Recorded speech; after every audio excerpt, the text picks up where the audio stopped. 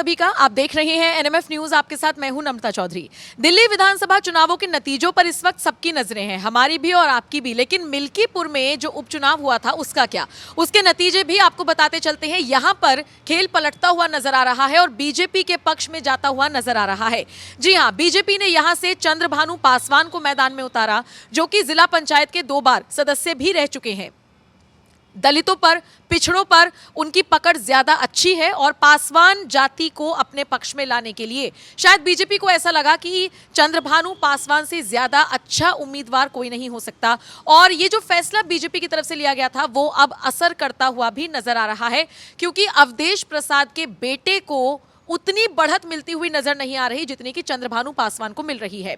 अब यहां पर आपको एक और चीज बताते चलते हैं, और वो ये कि ये सीट तब खाली हुई थी जब अवधेश प्रसाद लोकसभा में सांसद चुन लिए गए थे फैजाबाद सीट से। तो यहां पर फिर उपचुनाव होना था। पिछली बार जब 10 सीटों पर उपचुनाव होना था तो इस सीट को रोक दिया गया था, 9 सीटों पर हो गया था। उसके नतीजे भी आ गए, जो कि 7-2 का रेशियो रहा था। ये सीट बची हुई थी। इस पर जब उपचुनाव हुआ 5 फरवरी को, उस दौरान के कई वीडियोस अवधेश प्रसाद के आपने देखे होंगे, जिसमें वो दहाड़े मार मार कर रोते हुए भी नजर आए थे। योगी आदित्यनाथ ने तंज भी कसा था। आरोप प्रत्यारोप और इस राजनीति के बीच जो सबसे बड़ी खबर इस वक्त की आ रही है मिल्कीपुर उपचुनाव के नतीजों को लेकर, वो ये कि यहां पर खेल पलटता हुआ नजर आ रहा है, क्योंकि यहां पर बीजेपी बढ़त बनाती हुई नजर आ रही है। अब समीकरण समझिए, ना तो अखिलेश यादव ने जितने भी प्रपंच रचने की कोशिश की वो काम आए, अपने सांसदों को उन्होंने हड़काया वो काम नहीं आया। अवधेश प्रसाद ने अयोध्या में एक बच्ची के साथ जिस तरीके से गलत काम हुआ, वो मुद्दा उठाते हुए भरी प्रेस कॉन्फ्रेंस में दहाड़े मार मार कर जिस तरीके से वो रोए, वो काम नहीं आया। लेकिन हाँ, योगी आदित्यनाथ ने जिस तरीके से ये कहा था, आज रो रहे हैं कल को इन्हीं का कोई आदमी निकलेगा, वो जरूर काम आ गया। क्योंकि आपको यहां पर एक और अपडेट दे दूं, अयोध्या में जिस बच्ची के साथ गलत काम हुआ था और जो 3 आरोपी पकड़े गए, उनमें से एक का सीधा सीधा कनेक्शन अवधेश प्रसाद और अखिलेश यादव से कथित तौर पर जुड़ता हुआ नजर आया है। सोशल मीडिया पर एक वीडियो भी और एक तस्वीर भी वायरल हो रही है। एनएमएफ न्यूज उसकी पुष्टि तो नहीं करता, लेकिन माना जा रहा है कि ये सारे फैक्टर्स रहे हैं जिन्होंने कहीं ना कहीं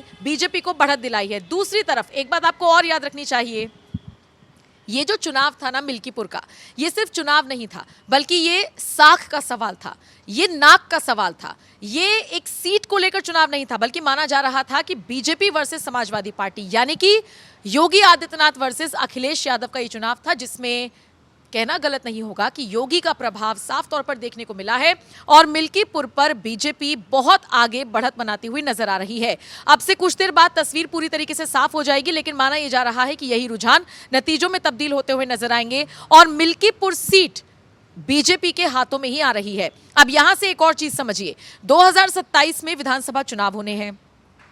उन चुनावों से पहले जो 9 सीटों पर उपचुनाव हुए थे, उनका रिजल्ट प्लस ये मिल्कीपुर सीट का रिजल्ट कहीं ना कहीं ये तय करेगा कि 27 में कौन सत्ता में काबिज होने जा रहा है और कौन नहीं। महाकुंभ को लेकर भी कई मुद्दे बनाए गए, कई प्रपंच रचने की कोशिश की गई, व्यवस्थाओं पर सवाल उठाने की कोशिश की गई, भगदड़ को मुद्दा बनाया गया। लेकिन इन सबसे इतर मिल्कीपुर की जनता ने शायद ये फैसला पहले ही कर लिया था कि हम बाबा के साथ हैं, और शायद इसीलिए योगी आदित्यनाथ की साख को बचाते हुए, उनकी नाक की इज्जत बचाते हुए मिल्कीपुर की जनता ने वोट किया है, और शायद इसीलिए बीजेपी बढ़त बनाती हुई नजर आ रही है। बाकी तो जो भी अपडेट आएगी आप तक पहुंचाएंगे। आप इस खबर को लेकर क्या राय रखते हैं, जरूर बताएं।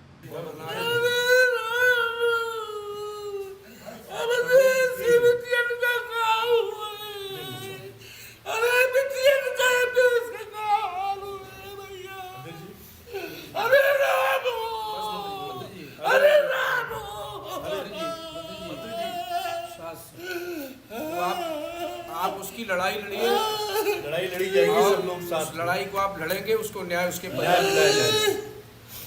हमें जाने दो दिल्ली लोकसभा में जाने दो।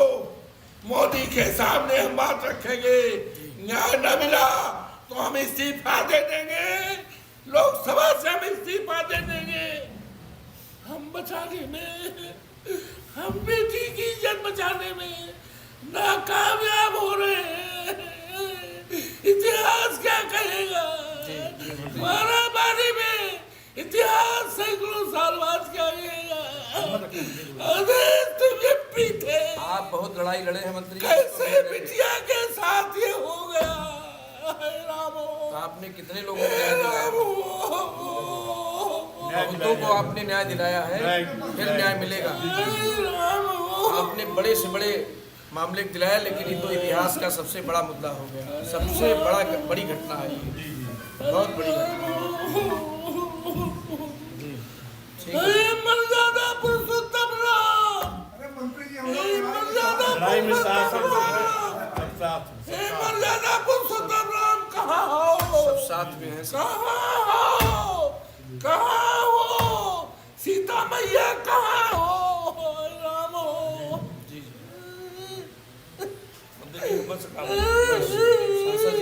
हमें जाने दो दिल्ली, हम इस्तीफा दे देंगे। नहीं, आप लड़ाई लड़ेंगे, न्याय दिलाना है। लड़ाई को आप लड़ेंगे, नहीं देना, न्याय दिलाना है, न्याय दिलाना है, न्याय दिलाना। आप तो हर लड़ाई को लड़ते हैं। लड़ना है, परिवार को न्याय दिलाना है, दोषियों को फांसी दिलानी है, इस्तीफा नहीं देना है आपको। आपको इस्तीफा देने के लिए नहीं, परिवार को न्याय दिलाने के लिए और ऐसे दोषियों को सजा दिलाने के लिए आपको चुना गया है। अयोध्या को कठोर सुरक्षित रूप रखने से। के लिए आपको सांसद बनाया और क्या, जो भी दुर्दांत अपराधी है बख्शे नहीं जाएंगे। आज अफसोस है 3 दिन से बिटिया गायब थी, जानकारी दी गई, कोई बड़ा से बड़ा अफसर नहीं गया। कोई नहीं गया अभी तक। ये हिंदुस्तान क्या दुनिया की सबसे बड़ी दर्दनाक घटना है। हम इस देश की मीडिया से प्रार्थना करेंगे, हम इस देश की मीडिया से प्रार्थना करेंगे, दुनिया की मीडिया से हम प्रार्थना करेंगे कि आज उस घर पर जाओ जिस घर में एक माँ ने अपनी बेटी को 9 महीने तक पेट में रखा था, बाप ने बुढ़ापा है, बेहोश पड़ा है, किस तरह से क्या क्या कैसे नंगा करके क्या किया गया, सारी हदें पार हो गई।